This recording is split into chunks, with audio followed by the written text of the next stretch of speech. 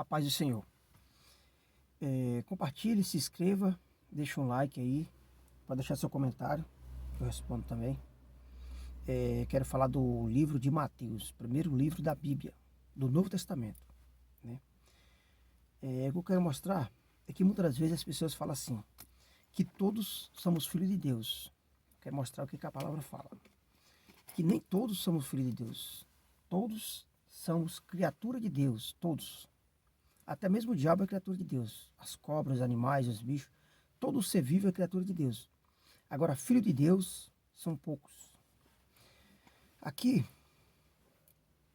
Jesus disse o seguinte, Jesus disse, aqui estão minha mãe e meus irmãos, pois todo aquele que faz a vontade de meu Pai que está no céu, este é o meu irmão, minha irmã e minha mãe. Então, só quem é filho de Deus, aqueles que fazem a vontade do Pai. Aqueles que fazem a vontade do diabo não são filhos de Deus, são criaturas de Deus. Você pode se tornar filho de Deus a qualquer momento. É só aceitar Jesus e andar alinhado com a palavra.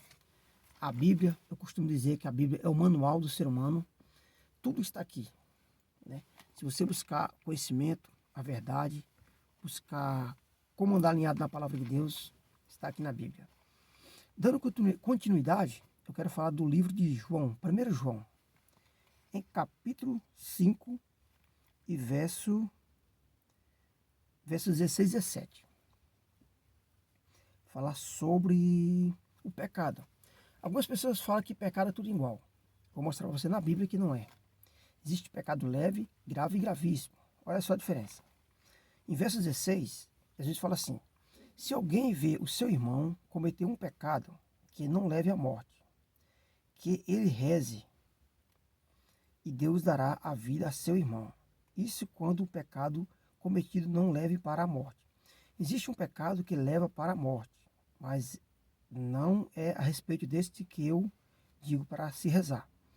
Toda injustiça é pecado, mas existe pecado que não leva para a morte. O pecado que Jesus está se referindo que leva à morte, que a Bíblia fala do pecado que leva à morte, é a blasfêmia contra o Espírito Santo. Então a palavra fala que todos os pecados serão perdoados, menos a blasfêmia contra o Espírito Santo. Então vou chegar aí daqui a pouco.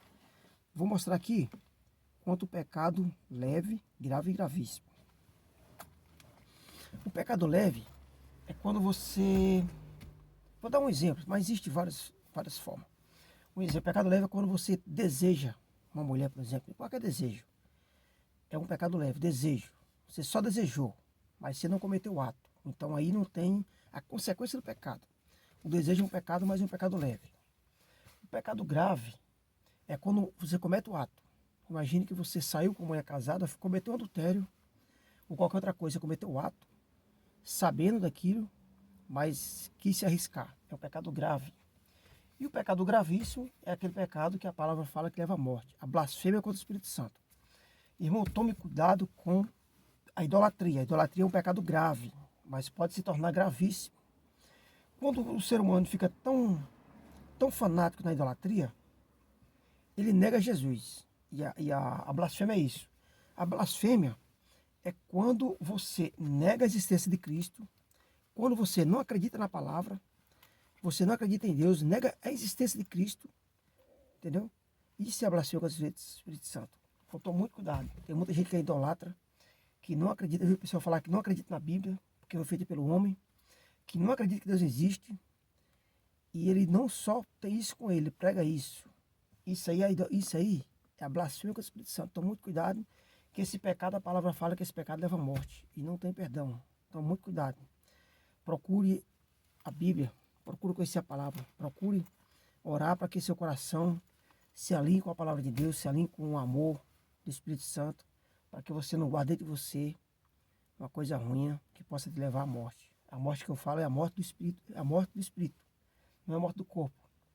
A ignorância do ser humano é tão grave, muitas das vezes, que a gente, por ser ignorante, a gente perde a vida do corpo e da alma, do espírito. Só que a blasfêmia, você pode... Quando fala assim que você está morto para Deus, não é o corpo, é o espírito.